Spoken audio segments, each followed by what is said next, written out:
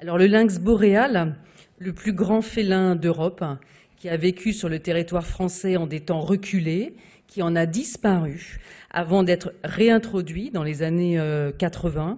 Mais sa situation est très critique et en 2022, un plan national d'action a été lancé.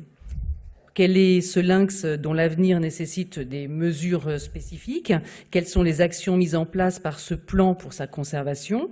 Quels sont les freins et les enjeux aussi liés au développement de l'espèce? Et puis, bien sûr, autre question parmi les nombreuses que j'aurais à poser à nos invités, qui sont les acteurs impliqués dans ce dispositif? Avec nous, 3 invités. À mes côtés, Patrick Hafner, bonsoir. Bonsoir. Merci d'être avec nous. Vous êtes mammalogiste au Muséum national d'histoire naturelle et à l'Office français de la biodiversité, l'OFB, responsable de l'équipe médiation, publication, enseignement au service du patrimoine naturel, Patrinat. Donc on peut peut-être mentionner, il y a un atlas, enfin un volume d'une collection, c'est vraiment l'Atlas des mammifères de France, et un dernier volume va bientôt paraître. Absolument. Voilà, donc on l'attend pour la mi-février. Sûr. Alors donc c'est l'Atlas des mammifères de France donc sera un ouvrage qui traite de l'ensemble des mammifères, y compris outre-mer. Donc ça va faire un volume important de publication, et on publie donc volume, par groupe d'espèces. Et celui qu'on attend, c'est justement celui sur les carnivores et aussi les primates. Là pour la Guyane, et qui traitera abondamment du lynx. Voilà. Voilà, on l'attend mi-février. Mi-février. Là, voilà. Mais on peut annoncer qu'il y aura une rencontre ici même, d'ailleurs, le 22. Le 22, où on présentera l'ouvrage, absolument. Voilà. À vos côtés, Léa Lange, bonsoir. Bonsoir.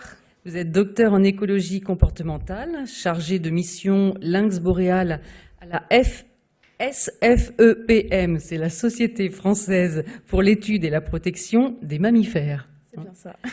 Et Gilles Moine, enfin, bonsoir. avec nous. Merci, bonsoir. Directeur et co-créateur du centre Athénas. C'est un centre de soins pour la faune sauvage spécialisé dans la réhabilitation et le suivi, justement, du lynx boréal. Mais avant de profiter de vos expertises à tous les 3, je vous propose de découvrir cette vidéo que vous nous avez confiée. Vous en avez confié beaucoup, Gilles, mais découvrons tout de suite une première vidéo. Oui, alors, en fait, il s'agit d'un mâle adulte qui a été suivi pendant une année complète et qui est là, suivi, qui fait l'objet d'un suivi opportuniste à la caméra piège.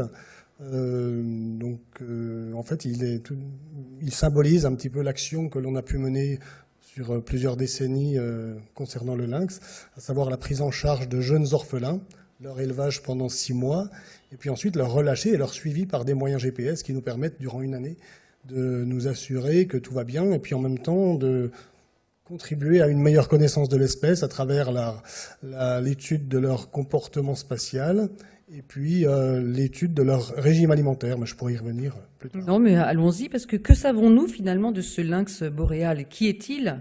Et justement, faites-nous peut-être une description biologique, écologique.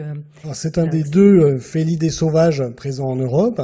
C'est le plus grand. C'est un félinae. Donc, la caractéristique par rapport au pantériné, c'est qu'il ronronne et il ne rugit pas. Il pousse un feulement au moment du rut qui est assez reconnaissable, que vous pourrez entendre dans l'exposition.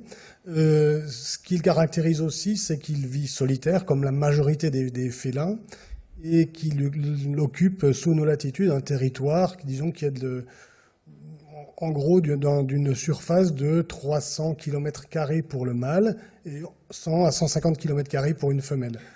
Donc c'est un territoire très important, ce qui est à la fois qui est un territoire dont la surface est fonction de la ressource alimentaire et disons du ratio de couverts forestiers. Je m'explique, un lynx qui est dans une zone plutôt bocagère et assez peu enforestée, disons, va avoir un territoire beaucoup plus vaste parce qu'il aura besoin de couvrir une surface bien supérieure pour pouvoir s'alimenter. C'est également un animal très opportuniste qui peut reporter son effort de prédation sur l'espèce la plus abondante sans aucun inconvénient pour sa survie. Si la proie la plus abondante chez nous est le chevreuil, On a pu remarquer, justement, à l'occasion des différents suivis qu'on a menés, que chez certains individus, justement, en fonction de leur territoire, de la saison et des circonstances, on pouvait avoir un report de prédation sur le renard, par exemple, ce qui est moins bien connu, qui peut aller jusqu'à représenter 70% des proies capturées. Donc c'est considérable. Alors peut-être donner une idée aussi, Léa Lange ou Patrick Hafner, des endroits où on le trouve en France, parce qu'il n'est pas partout non plus. Qui veut commencer? Léa Lange? Non, effectivement, il n'est pas partout en France. 75% de sa population, en gros, est dans le Jura. Et ensuite, on en trouve aussi un petit peu dans les Vosges et de plus en plus au nord des Alpes. Mais voilà, c'est concentré sur le Jura. Patrick Hafner. Oui, je vais en profiter pour justement donner une idée justement de la cartographie et présenter des exemples de cartes qui paraîtront pour ces deux de gauche qui paraîtront dans l'Atlas. Alors déjà, juste pour resituer donc la répartition de l'espèce en général, donc on voit que c'est l'Eurasie, une très grande aire de répartition, et en fait la répartition française est très petite et isolée. Bon, essentiellement dans des régions montagneuses. Bon, on pourra peut-être après évoquer un peu l'histoire du lynx expliquer un peu cette répartition actuelle. Mais enfin bon, voilà ce qu'on peut obtenir si on tient compte des observations qui ont été effectuées sur le territoire français et donc des observations qui sont validées, hein, parce que on peut recevoir pas mal de données un peu fantaisistes, on va dire. Voilà, donc ça c'est vraiment une carte la plus fidèle possible des endroits où l'espèce a été vue. Mais en réalité, ces cartes sont souvent un petit peu trompeuses par rapport vraiment à la répartition, je dirais, des populations permanentes. Alors, là, ici, il s'agit d'une carte de travail qu'on a réalisée pour un atlas européen qui, lui, paraîtra en 2025, on espère. Donc là, c'est sur des mailles beaucoup plus grosses, de 50 km sur 50, donc ça exagère un petit peu la surface. Mais enfin, ce qu'il faut regarder, c'est en fait là où on a de la répartition régulière, vous voyez que c'est essentiellement donc sur la partie nord-est, Jura-Vosges, avec en fait une coupure qui n'apparaît pas ici puisque on a des grosses mailles, mais vous voyez par exemple que toute la partie alpine, c'est pour la moitié sud en fait juste des zones où l'espèce est occasionnelle. Voilà. Et vers le sud, dans les Alpes, on peut dire que la limite c'est à peu près les Chartreuses. Voilà. D'accord. Léa Lange, je voulais rajouter quelque chose. Il y en a combien en moyenne, voilà, ou en gros, hein? Parce qu'en fait, on ne peut pas avoir un chiffre précis d'un effectif de lynx en France à l'heure actuelle, parce que c'est très compliqué d'obtenir ce chiffre. Donc, on dit en ce moment qu'on a entre 100 et 200 lynx en France. Et par contre... Pour donner une idée, les ours, il y en a 70 à 80, et les loups, plus de 1000, je crois, 1100, c'est ça? On est à peu près dans ce ratio-là. C'est ça, oui, pour les... J'avais pas compris la question, mais oui. Non, mais c'est vraiment pour resituer, dire par rapport aux ours et aux loups, par exemple. Les lynx sont entre les deux, en fait, en présence. Je vous redonne la parole, Léa Lange, mais Gilles Moine, vous vouliez... Oui, je voulais juste préciser que pour quantifier une population de grands prédateurs, on prend en considération les adultes cantonnés et pas toute la population, puisqu'il y a une forte mortalité chez les jeunes, qui est des 3/4 jusqu'à l'âge adulte. Donc un seul sur 4 arrivera à l'âge adulte. Ce qui, en fait, on s'accorde à reconnaître qu'on a environ, sur la totalité du territoire national, 150 individus cantonnés au maximum. Et le reste, c'est constitué par des dispersants, ce qui donne cette carte un petit peu exagérée, comme vous le disiez, mais qui ne reflète pas la réalité du territoire occupé de façon permanente. D'accord. Léa Lange? Oui, en fait, ce que ces cartes ne montrent pas, c'est que le territoire, il est vraiment fragmenté, c'est-à-dire que les populations des Vosges, elles n'arrivent pas forcément à à échanger avec les populations du Jura et encore moins à descendre dans le nord des Alpes. Donc c'est ça qu'on n'arrive pas forcément à visualiser avec ces cartes-là, mais qui est pourtant bien visible sur le terrain. D'accord. Alors, il faut préciser quand même que le lynx a existé historiquement sur le territoire français et que début XXe siècle, il a disparu. Il a donc fait l'objet aussi de réintroduction par la suite. Est-ce qu'on peut, avant de parler du plan justement qui existe maintenant depuis 2022, faire un petit topo et se dire, voilà, il était là, qu'est-ce qui fait que on a dû le réintroduire et justement, comment est-ce qu'on explique que des réintroductions n'aient pas fonctionné auparavant? Ouais, je peux déjà répondre à la première partie de la question. En fait, les études historiques ont pu être menées sur cette espèce, sur sa répartition. On pense que, tout de suite après la fin de la dernière glaciation, le Wurm, l'espèce était présente sur pratiquement l'ensemble de la France. En fait, c'est une espèce qui est très liée à la forêt, mais on a l'idée d'une espèce plutôt montagnarde. En réalité, c'est pas une espèce montagnarde, c'est une espèce. Elle peut très bien se trouver en plaine. D'ailleurs, si vous allez dans l'est de l'Europe ou même en Europe centrale, on peut trouver des populations en plaine. Ce qu'il faut, c'est que ce soit assez forestier, pas forcément une forêt très fermée. Ça peut être une forêt ouverte, même ça doit être une forêt plutôt ouverte avec des clairières, des zones de chasse. Donc l'espèce était présente dans toute la France. Il y a plein de facteurs qui peuvent expliquer sa disparition progressive, mais elle a commencé à disparaître de plaine au XVIe siècle, et puis peu à peu des divers massifs montagneux, essentiellement à cause de la pression humaine, donc chasse, destruction, manque, perte des proies, qui ont disparu en même temps que la forêt. Déboisement, voilà. Et donc, les dernières populations ont existé sûres et certains dans les Alpes. On ne connaît pas trop, on ne sait pas trop ce qui s'est passé dans les Pyrénées. Il y a des discussions. Donc, c'est-à-dire que tout le monde n'a pas la même interprétation. Il y a beaucoup encore aujourd'hui de gens qui prétendent que l'espèce est encore présente, mais objectivement, on n'a pas de données concrètes après les années 30. Voilà. Après, il peut y avoir, mais c'est une autre discussion. Il peut y avoir eu, à mon avis, des incursions du lynx pardel arrivant d'Espagne, compte tenu des possibilités de déplacement de ces espèces. Mais bon, voilà. Juste préciser pour notre public et qui ne connaît pas forcément les différentes espèces. Donc, il y a le lynx boréal et d'autres espèces là. Alors, dans le monde, il y a 4 espèces. Il y a 4 espèces voilà, puis je vais laisser la parole après. Oui. Il y a 4 espèces de lynx, 2 en Amérique et 2 en Europe. Voilà. Oui, c'est compléter, Gilles Moine et Léa Lange. En Amérique, c'est le bobcat et le lynx canadien.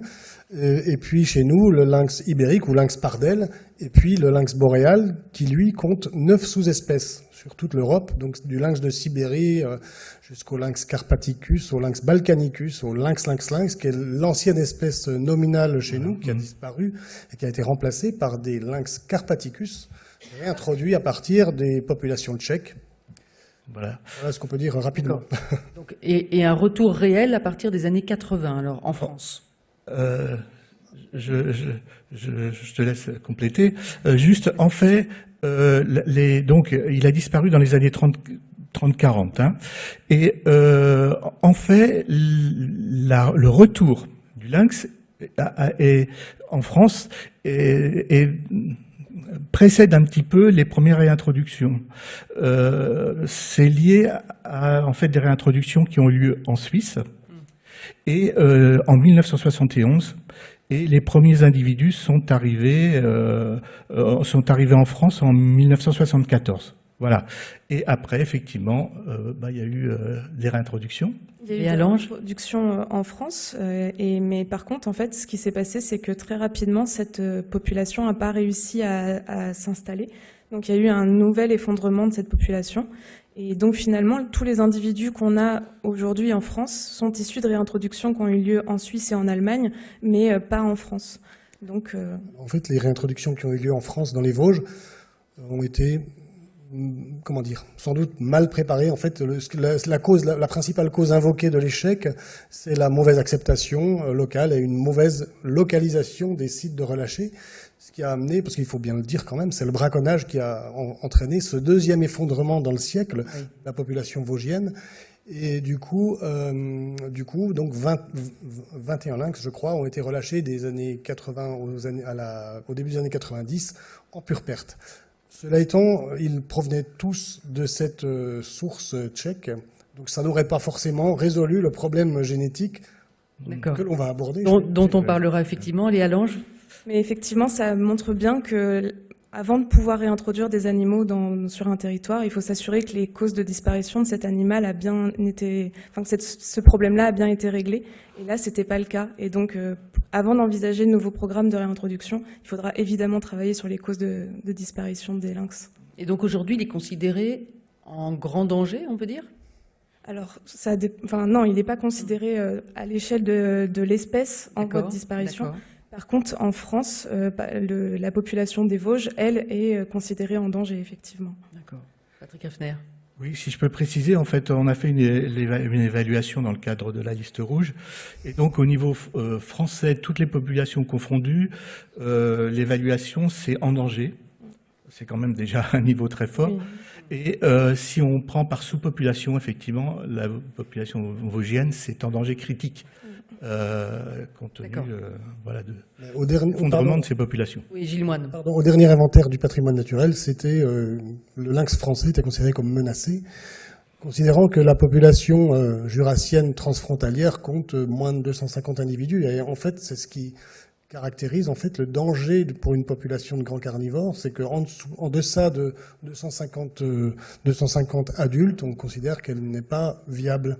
D'accord. Alors les dangers, parmi les nombreux dangers dont on pourra parler, donc trop de pression anthropique, urbanisation des vallées, ce qui empêche la dispersion dans l'espace, les infrastructures de transport, les collisions routières et ferroviaires, la chasse, les destructions illégales, le braconnage, etc., etc.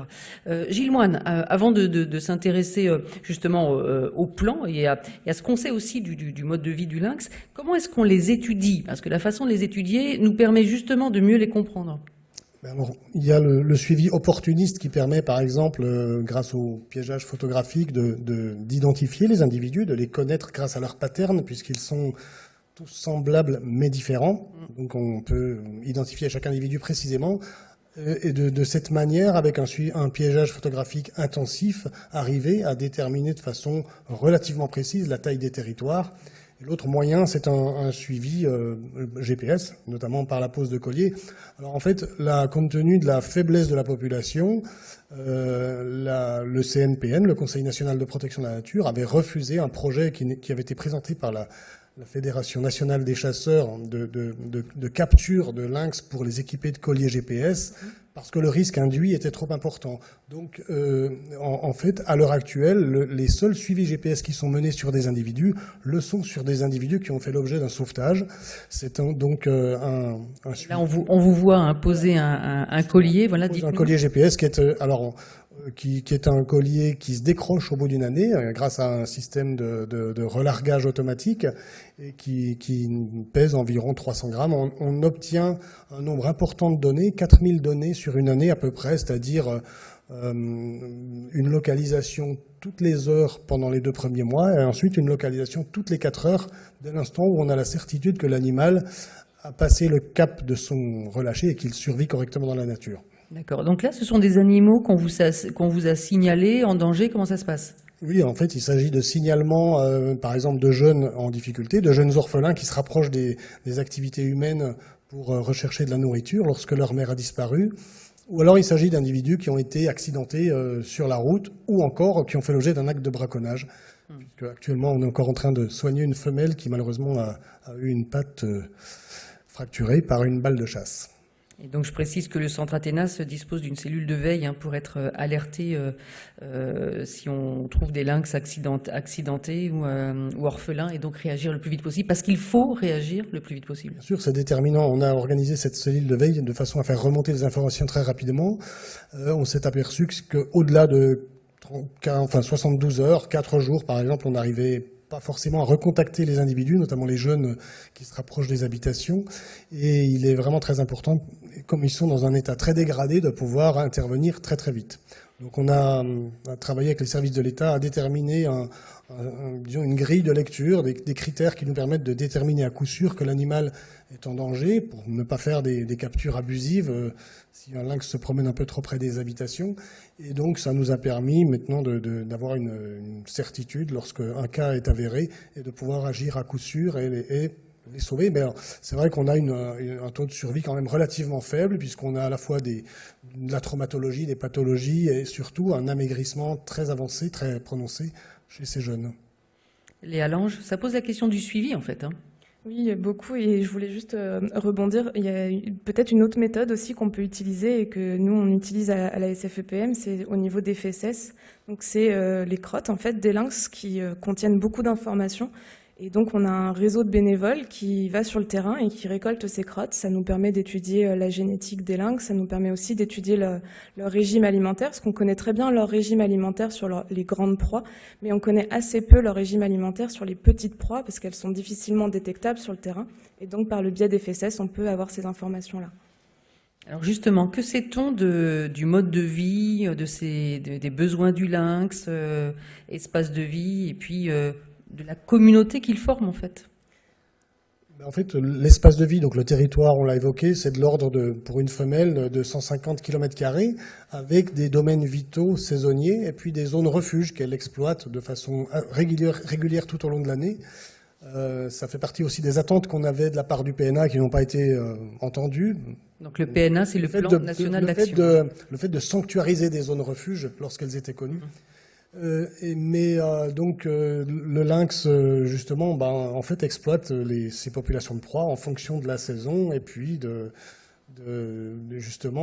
degré de méfiance de ces populations de proies. C'est tout l'intérêt du grand prédateur, c'est-à-dire qu'il a un effet comment dire qualitatif sur tout l'environnement qu'il va occuper, c'est-à-dire c'est ce qu'on appelle l'effet écosystémique en effarouchant les proies, en créant un climat de peur. Il va casser les hardes, donc limiter le risque de propagation de maladies au sein des groupes de population de proies, limiter l'effet du piétinement, de l'abroutissement, donc favoriser la régénération forestière, et puis également permettre à d'autres espèces d'accéder à certains milieux dans les zones où on peut avoir, dans certains cas, des surpopulations ou des surpopulations ponctuelles, j'entends, d'ongulés. Voilà tout l'effet bénéfique que peut jouer le lynx. Alors, grâce au suivi GPS, on a quand même, puisqu'on fait des visites hebdomadaires sur le terrain, pour voir grâce au nuage de points, quelle a été la raison du stationnement sur tel ou tel site. Et on a pu se rendre compte, comme je le disais, que dans certains cas, la prédation pouvait s'exercer sur des renards, sur des martres, sur des campagnols terrestres, ce qui est moins connu encore, puisqu'on a même des stationnements pendant presque une semaine dans des zones de pâture, en bordure, en lisière forestière, et donc des prédations sur campagnols terrestres, et qui ne sont finalement pas si surprenantes, puisqu'un campagnol terrestre fait environ 80 grammes, et si un lynx capture, disons, une quinzaine de campagnols terrestres, il a sa ration quotidienne. Et lorsqu'il y a une pullulation de campagnols terrestres, c'est facile. Donc c'est là toute l'adaptabilité d'un super prédateur opportuniste. Allez, même trouver une grive parmi ses proies. Ah oui. Alors, dernier point avant de nous intéresser à ce plan. Concrètement, il vit en couple, il est fidèle, il vit en meute et comment se reproduit-il? Alors, pardon, tu allais dire quelque chose peut-être? Vas-y, Allange. En fait, dans la littérature, habituellement, il vit fidèle. Maintenant, on est en train de revenir sur ce postulat, puisqu'il y a des choses qui ont été montrées, notamment en Europe centrale et même dans le Jura, tout récemment. Donc, ce qui est certain, c'est que la femelle élève seule ses jeunes. Le mâle et la femelle se rencontrent au moment du rut entre le 15 février et le 15 mars en général. 10 semaines après, la femelle met bas, elle va élever ses jeunes pendant 10 mois. C'est-à-dire qu'au moment du rut, les jeunes pourront éventuellement assister aux ébats de leur mère avec le mâle du secteur. Ce qui fait des fois, fleurir des fantasmes sur des troupeaux de lynx ou sur des pullulations de lynx qui ne sont en fait que des groupes familiaux. Sinon, effectivement, comme Combien de jeunes en général naissent? Les jeunes, c'est 1 à 4. Ah oui. En moyenne 2, des fois 3. Donc très peu finalement. Très rarement 4. Par an, hein? Par an, oui, une seule fois. Et combien atteignent l'âge adulte? Eh bien, comme je disais, c'est 1 sur 4 à l'âge adulte. Ouais. Donc ça, c'est vrai aussi pour les mésanges charbonnières. Donc c'est pas choquant, c'est la sélection naturelle, c'est la mortalité juvénile qui aboutit à ce que les plus performants, les plus chanceux, les plus opportunistes survivent pour confier leur gène à quelqu'un d'autre. Alors ce plan national d'action en faveur du lynx boréal, qui l'a initié et en quoi consiste-t-il? Patrick Hafner et ensuite Léa Lange. Enfin, le premier plan, on va dire la première action de ce type qui a été développée, c'est sur en fait les Vosges. En 2016, c'est une association qui s'appelle le CRO, qui a donc mené un programme sur le lynx dans les Vosges, qui a donné lieu en fait à un plan régional d'action. C'est même modèle qu'un plan national, mais régional, limité aux Vosges. Donc ça, c'est en 2016. Et en 2018, le WWF a mandaté la Société française pour l'étude et la protection des mammifères pour rédiger un plan, cette fois-ci au niveau national, qui contenait 21 actions. Ça, c'est tout à fait possible, hein. C'est-à-dire qu'une association peut tout à fait proposer des plans nationaux. Simplement, il n'a pas été validé par l'État.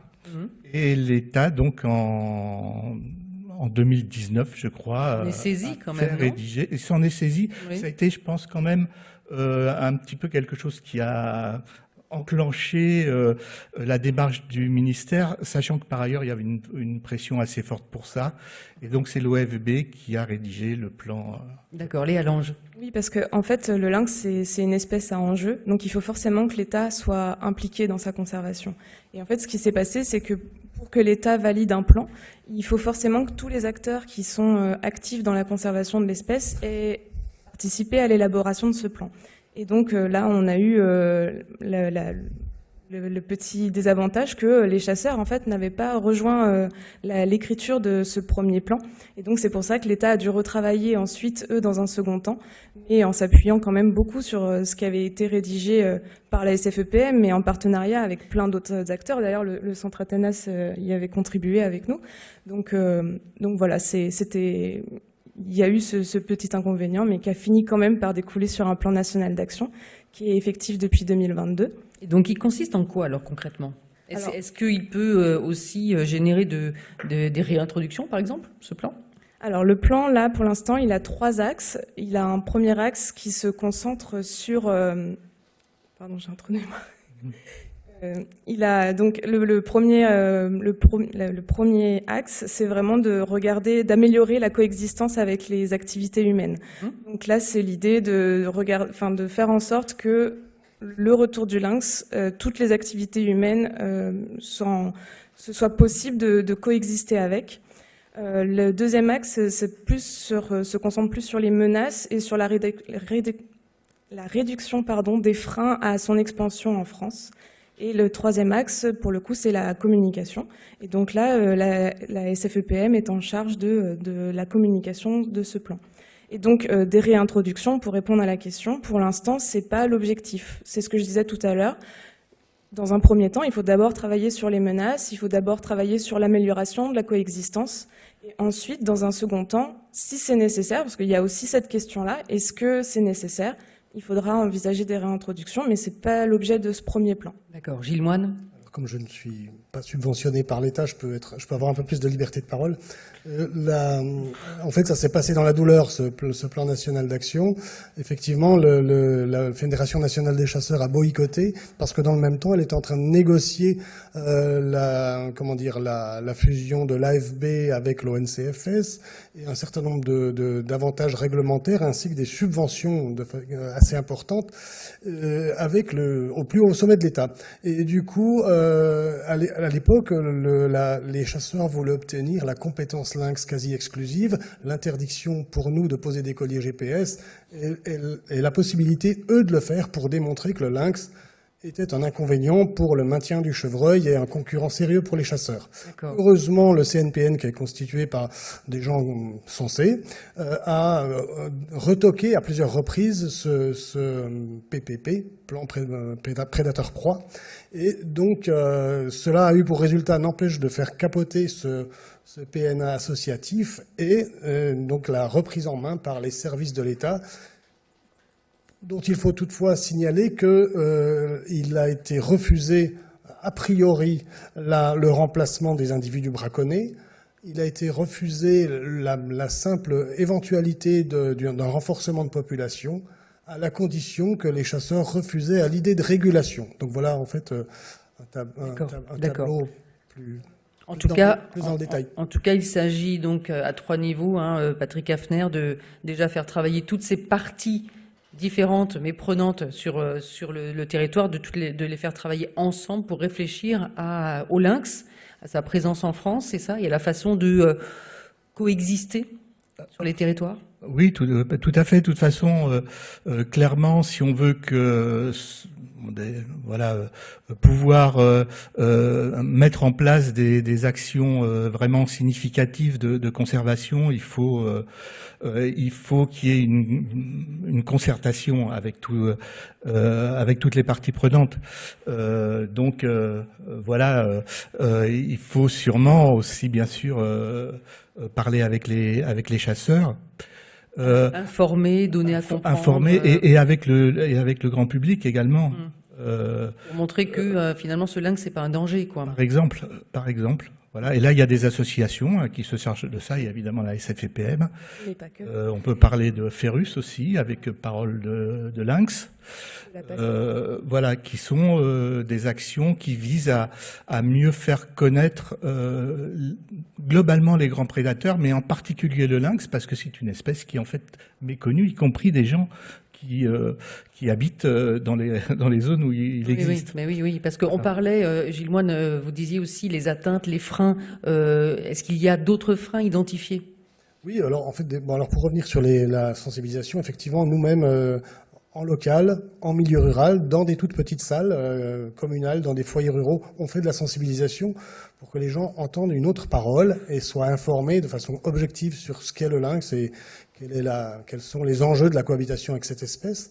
Les freins, ils sont de plusieurs natures. Il y a effectivement les collisions routières qui sont la principale cause connue de surmortalité.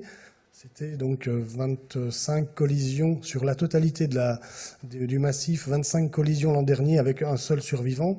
Et cette année, nous en sommes à 16 collisions avec, encore une fois, un seul survivant. Donc c'est considérable parce qu'en fait, c'est un mitage permanent du noyau central de population ce qui a constitué un frein à l'expansion territoriale dans la mesure où le recrutement se fait à l'intérieur. C'est-à-dire que le lynx colonise des territoires en tache d'huile, c'est-à-dire au contact de la population. Mais s'il y a des territoires vacants, ce qu'on a pu constater à de nombreuses reprises en relâchant des individus, s'il y a des territoires rendus vacants par la disparition d'un adulte, tout simplement, les subadultes vont occuper le territoire vacant et ne pas chercher à aller au-delà. Donc il y a ces collisions routières et puis le braconnage qui est moins connu, qui est cryptique parce qu'il n'est pas revendiqué. Mais en fait, nous avons estimé à au moins 32 cas, dont 11 ont fait l'objet de la découverte d'un cadavre, mais au moins 32 cas qui sont liés à la disparition brutale d'une femelle hors collision. Et où des fratries entières se trouvent livrées à elles-mêmes et se rapprochent des habitations. Illégal et sanctionné. Juste, est-ce qu'on peut rappeler les peines qu'on encourt si on pratique soit du braconnage ou autre, des atteintes vis-à-vis d'une espèce comme le lynx? Alors, un petit point sur ça, c'est que, en tout cas, dans le cadre du plan national d'action, on essaye d'arrêter de parler de braconnage. Parce que, en fait, dans le code de l'environnement, le braconnage, c'est défini le fait de tuer une espèce sans respecter les règles de chasse qui permettent de la tuer légalement. Le lynx, c'est une espèce protégée, il n'y a juste pas de règle qui permet de tuer un lynx légalement. Donc, ce qui est puni dans le code de l'environnement, c'est la destruction illégale. Et dans le cadre de la destruction illégale, c'est 3 ans d'emprisonnement et 150 000 € d'amende.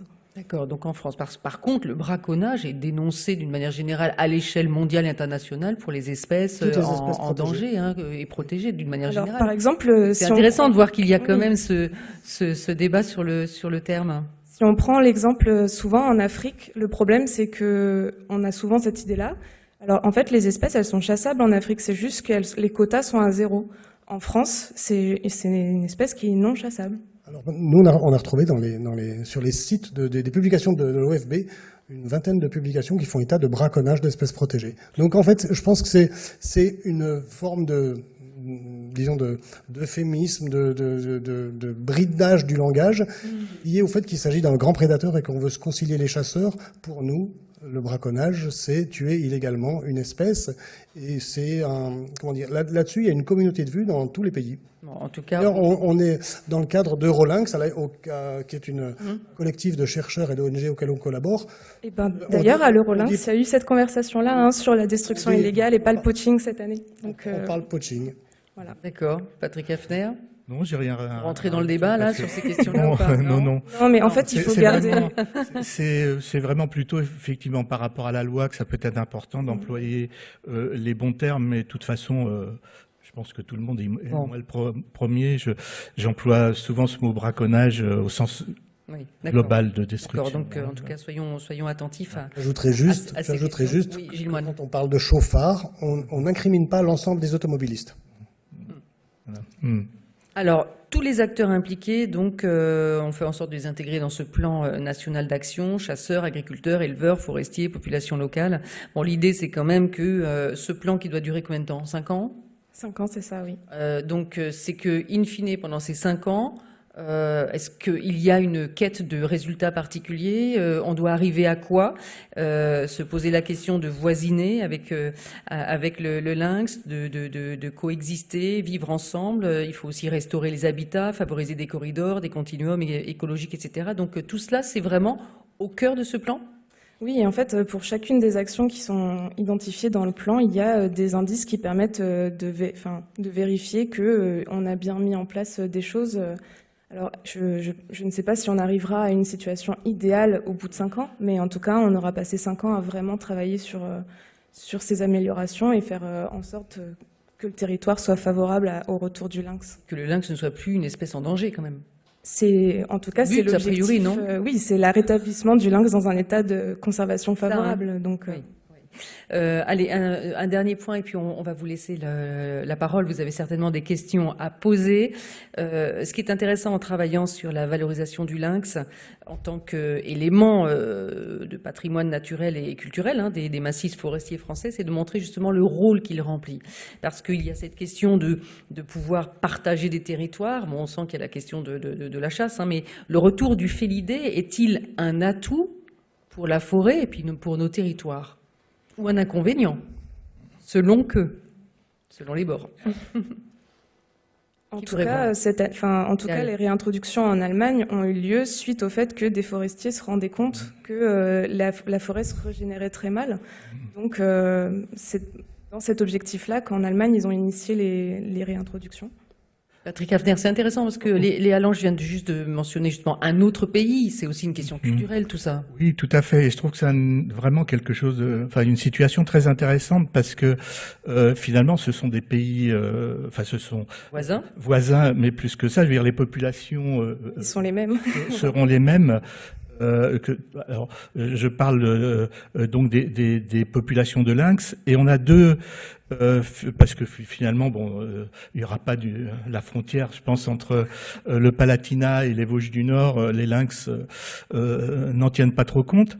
Et en fait, on a, pour des raisons culturelles, des approches totalement différentes, avec donc une acceptation beaucoup plus grande côté allemand, et même l'idée que cette espèce peut être bénéfique. J'aime pas trop le mot utile parce que ça ramène toujours à l'homme, à l'être humain, mais en tout cas bénéfique. L'équilibre des écosystèmes. L'équilibre des écosystèmes ou à nos propres intérêts au travers de la sylviculture, ce qui n'est pas le cas côté français. Voilà. On a peur peut-être que le lynx remplace le chasseur dans son rôle de gestion de l'écosystème forestier. En fait, sans vouloir caricaturer, pardon, je suis d'accord, il y a des approches culturelles différentes. Alors en fait, en Allemagne, on a moins de chasseurs, une densité de chasseurs, une pression de chasse beaucoup moins grande, des chasseurs sans doute un peu plus éduqués. Et on constate qu'en Suisse, qui est notre voisine immédiate, il y a également ces disparités d'un canton à l'autre. Donc le canton de Vaud, qui est assez semblable au Jura français, rencontre les mêmes problèmes d'acceptation que dans le Jura français. Le canton du Valais, on n'en parle même pas, c'est un braconnage organisé. Et par contre, d'autres cantons ont un degré d'acceptation de l'espèce beaucoup plus important. C'est vraiment complètement culturel. Et eux, leur population de lynx est équivalente à la nôtre ou Alors, elle est équivalente à la nôtre. Ils ont opéré des translocations pour essayer de disséminer la population. Bon, en fait, le problème qu'elle a, c'est qu'elle trouve toute son origine dans une poignée d'individus introduits originaires de République tchèque. Donc, ils se retrouvent confrontés aux mêmes problèmes génétiques que la nôtre. De peu de brassage génétique. Voilà, c'est ça. En fait, on a mis en évidence par une publication qui est parue cette année que on avait un déficit de diversité génétique qu'on peut très schématiquement chiffrer à 70%. C'est-à-dire que le potentiel génétique de 100 individus est équivalent à celui de 38 individus d'une population saine.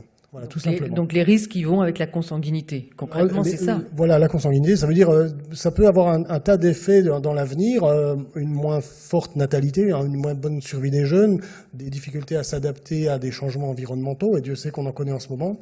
Et puis, le remède à ça, ce serait de façon urgente de procéder à des renforcements de population avec des individus provenant d'autres noyaux de population qui n'est pas à la même origine. Donc réintroduction. Donc réintroduction ou alors échange de jeunes orphelins, c'est une des pistes qu'on est en train de travailler avec nos partenaires. Mais pour ça, en fait, c'est l'État qui arbitre, c'est l'État qui a la main. D'accord. Voilà. Et l'autre solution, c'est la restauration de continuité, mais là, c'est un peu plus long. Alors, si personne n'a rien à ajouter de plus, je vous propose de prendre les questions dans la salle. Je vais récupérer les... Voilà, peut-être les deux. Il y en a un là-bas.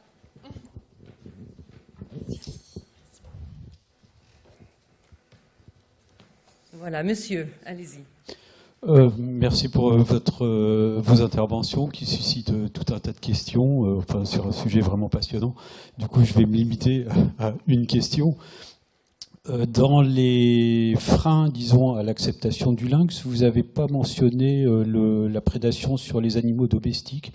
Donc ça veut dire que ce n'est pas le même cas que le loup ou l'ours, par exemple. Alors, deuxième question qui va un peu ensemble.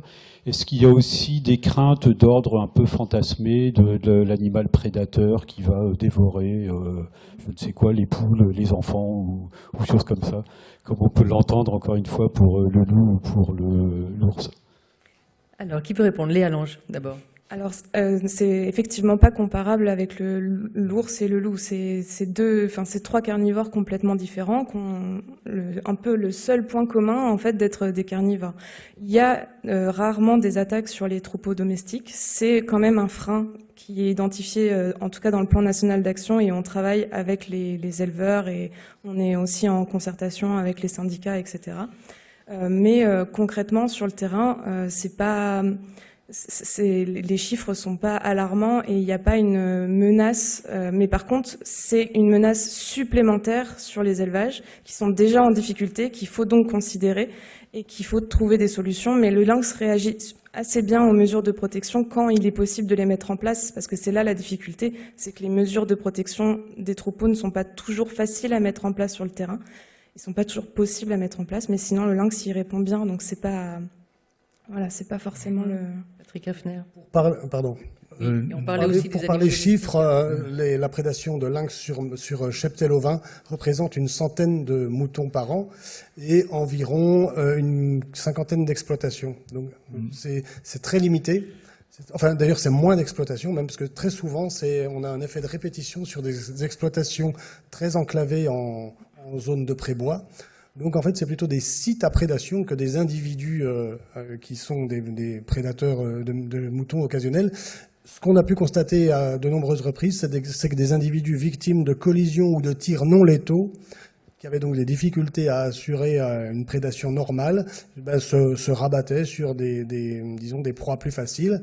On l'a expérimenté à plusieurs reprises, notamment pour le fameux lynx déviant du Haut-Doubs, qui avait une centaine de plombs dans le corps. Alors quand vous dites déviant, parce que justement il était victime de saturnisme en fait. Ça c'était c'était le qualificatif utilisé par la presse quotidienne régionale. Mais en fait il avait surtout de l'arthrose partout dans le corps parce qu'il avait plus de 120 plombs dans le corps.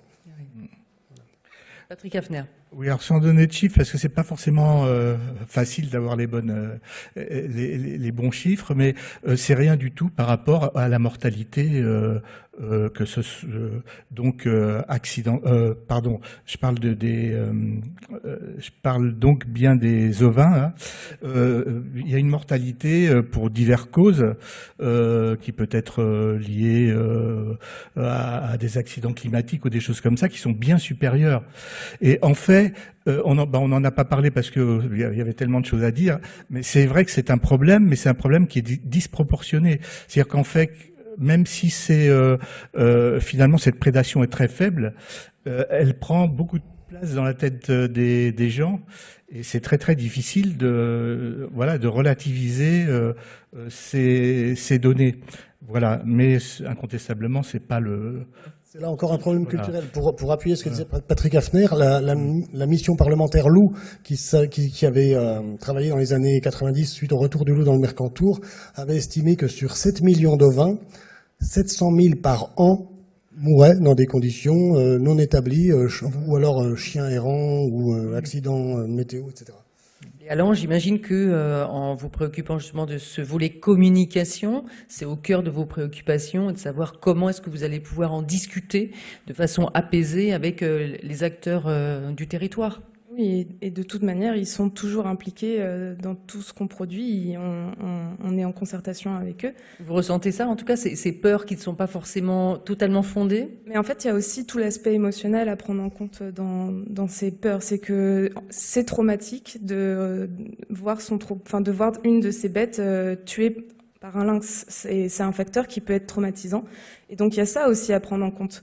Et donc, forcément, oui, c'est pas une menace qui pèse sur l'élevage, mais il faut quand même le prendre en compte et en discuter avec les éleveurs pour les impliquer et que eux aussi se rendent compte que peut-être qu'il y a vraiment des solutions à trouver et que la coexistence est tout à fait possible avec le lynx. Mais en trouvant bien sûr des solutions pour tout le monde. Je passe à une autre question, parce que je voyais plusieurs mains se lever. Donc, allez-y, monsieur. Bonjour, merci pour cette présentation.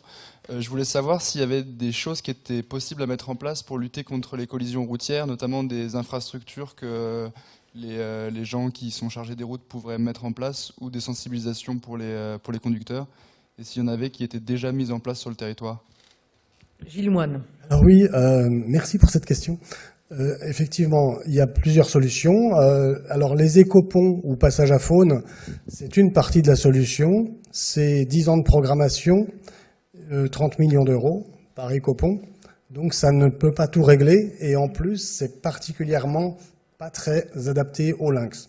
Alors certains en utilisent, et tant mieux, notamment vers Saverne, ce qui a permis au lynx du Palatinat de gagner les Vosges du Nord, mais ça ne suffit pas, parce que le lynx est très agile, est très opportuniste, encore une fois, et peut traverser où bon lui semble. Alors, par exemple, nous, à notre niveau, nous travaillons avec un concessionnaire autoroutier, APRR, pour les autoroutes Paris-Rhône, qui donc a recours à nous pour des diagnostics sur les sites où ont lieu des collisions, et on fait des préconisations qui consistent à faire des aménagements légers, qui peuvent être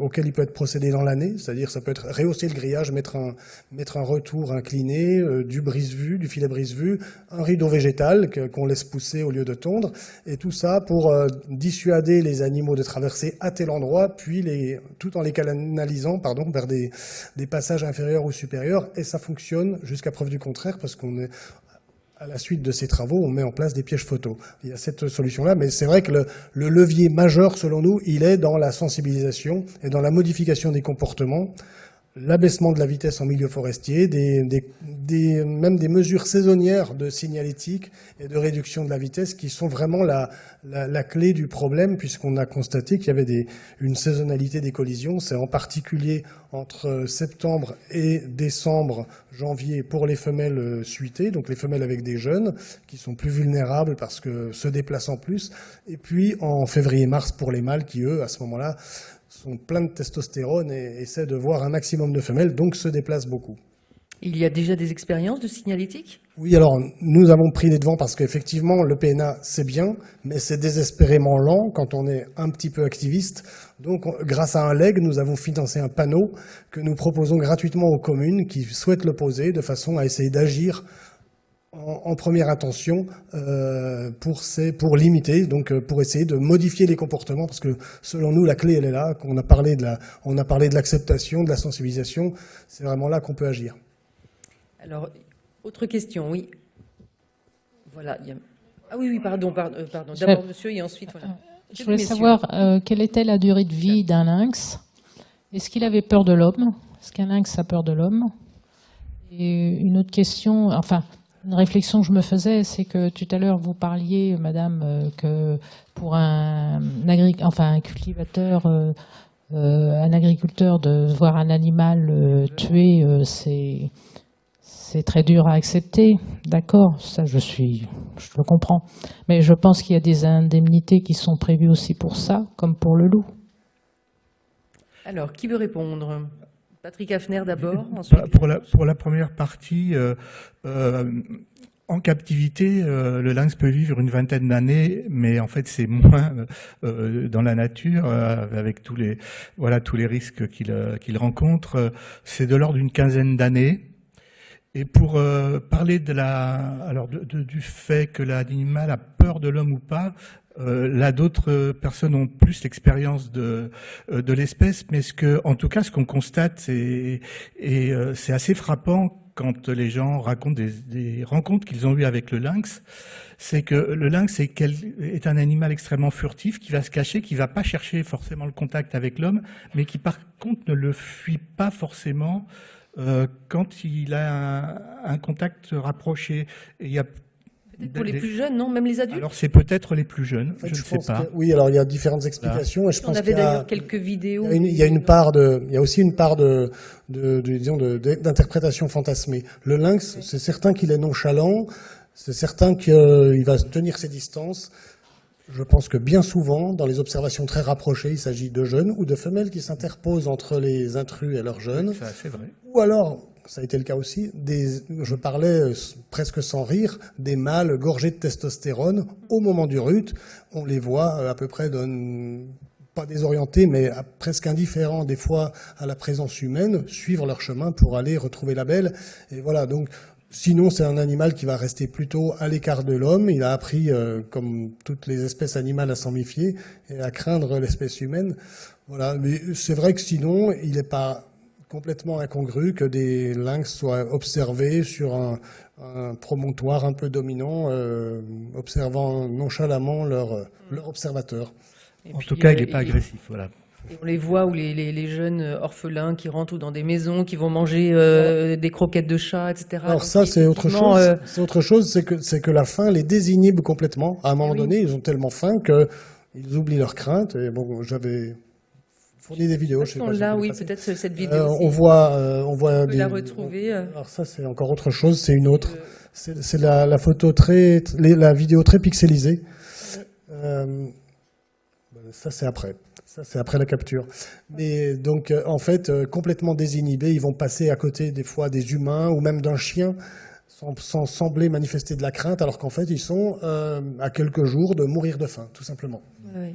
Là, c'était la capture d'un lynx par vos équipes, par vous-même, Gilles Moine. C'est une jeune femelle qui en fait était... c'est pas évident dans à un voir champ. comme ça, parce qu'ils ont un pelage très dense, mais en fait, elle était à 45% de déficit pondéral, c'est-à-dire qu'elle avait perdu 45% de son poids. Voilà, on voit un petit, un orphelin, je pense, c'est ça? Voilà, dans une cour d'habitation qui se rapproche d'un poulailler. Et donc, c'est dans ce type de circonstances qu'on place des cages pièges pour les capturer. On fait de la capture passive, justement pour éviter de les mettre en fuite. Et c'est vraiment un cas très caractéristique. Léa Lange, rapidement peut-être pour rebondir sur ce que disait Madame, quand il y a des attaques, les éleveurs sont indemnisés. Oui, si c'est démontré, il y a un diagnostic qui est mis en place, et si c'est démontré que ça peut être une attaque par un lynx, effectivement, il y a une indemnisation, oui. Après, comme vous disiez, bon, ça remplace pas l'animal, mais il n'y a pas de conséquences, en tout cas, financières sur... Ça prend en compte le précium doloris, c'est-à-dire l'inconfort, enfin, le préjudice indirect. Et donc, voilà, c'est bien indemnisé, à tel point que même un éleveur achetait des moutons de réforme pour les mettre dans une parcelle enclavée où ils étaient mangés. Et finalement, à un moment donné, le préfet a mis le haut là. D'accord. Bon, il y a toujours des dérives. Une dernière question, je vois que l'heure tourne. Monsieur, allez-y. Oui, bonjour, merci pour la conférence. J'ai un petit peu une question piquante, on va dire. Est-ce qu'il ne vaudrait pas mieux laisser les animaux regagner leur territoire plutôt que de les réintroduire et qu'ils viennent à perte? En fait, comme c'est fait dans les années 80, on réintroduit 20 individus et qui meurent. Alors que si on les laisse faire et qu'ils viennent directement de Suisse, est-ce qu'il ne vaut pas mieux garder des habitats restaurés et arrêter de faire la déforestation, etc., plutôt que de vouloir les réintroduire, en plus pas forcément la bonne sous-espèce, alors après brassage génétique ou autre, est-ce que du coup il ne vaut pas mieux tout simplement restaurer les habitats ou les préserver? Alors, qui veut répondre dans les 2 dernières minutes? Et je précise que Léa Lange devra s'échapper assez rapidement pour prendre un train et rentrer chez elle, mais voilà, on va bénéficier encore de sa présence. En fait, c'est bien pour ça que pour l'instant, dans le PNA, la première étape, c'est de s'assurer qu'il y a un vrai besoin à une réintroduction d'espèces. Maintenant, là, les populations, elles sont quand même assez fragmentées. Et donc, il y aura, dans tous les cas, assez peu de brassage génétique, surtout que, de toute manière, ils ont tous été réintroduits à partir de la même population. Donc, une fois qu'on aura bien mis en évidence que si oui ou non il y a un besoin, peut-être que les études vont montrer qu'il n'y a pas de besoin et qu'effectivement le mieux c'est de les laisser faire. Mais vu En fait, l'état de la population, il y a une étude qui montre, et c'est pas la seule en Europe, qu'il y en a besoin. Du coup, c'est une très bonne question. Le problème, c'est que compte tenu de la surmortalité qui s'ajoute à la fragmentation de l'habitat, l'apport d'individus, comme ça a été démontré par exemple dans les Pyrénées pour l'ours, peut être un plus qui amène à la population à se maintenir, qui aide la population à se maintenir. Allez, Patrick Hafner, le mot de la fin? Le mot de la fin. Mais il n'y a pas de fin avec ces histoires. Il n'y a jamais de fin, je sais bien, mais quand même. Non, ce qu'on peut dire, c'est que on est quand même aujourd'hui, depuis une dizaine d'années, vraiment dans une démarche, je pense, de conservation de cette espèce, alors qu'elle a été très très longtemps ignorée, ou bien que ça s'est fait, plus ou moins d'une façon discrète. Et on peut espérer qu'il va finir par en sortir quelque chose de positif, c'est-à-dire d'arriver à assurer un bon état de conservation de l'espèce, sachant que pour l'instant ce n'est pas encore gagné. On n'est pas dans la situation, par exemple, alors avec des pincettes, c'est-à-dire de l'ours ou du loup, où il y a plein de problèmes, et ça peut basculer à tout moment. Mais on est quand même dans des dynamiques qui sont un peu plus positives. Et là, on espère. Et là, pour le lynx, il faut qu'on arrive à ces dynamiques positives, en tout cas. Voilà. Merci à tous les trois. Je rappelle aussi que l'exposition Félin est à voir encore jusqu'au 7 janvier.